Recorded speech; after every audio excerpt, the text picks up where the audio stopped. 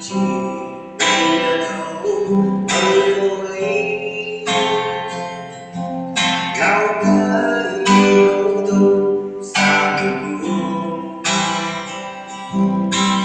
nụ chỉ là cần chỉ đấy ngày thu nghĩ khi gần ấy chỉ đây ngày lâu cơn bão đường chính là chỉ ngày lâu là đi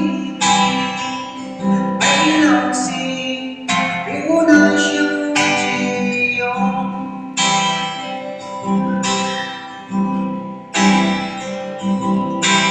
chỉ vì nhà thấu người đâu ấy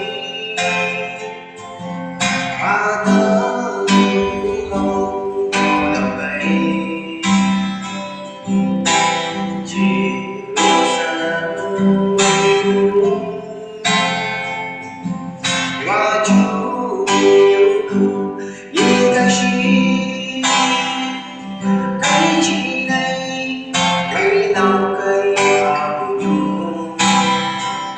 chứ là chỉ cái lòng là đi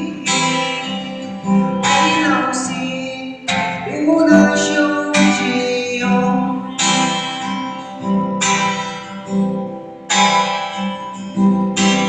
tổn ai cứ như bóng đi sẽ mơ khơi nhau ấy màu ấy không chi nhưng sao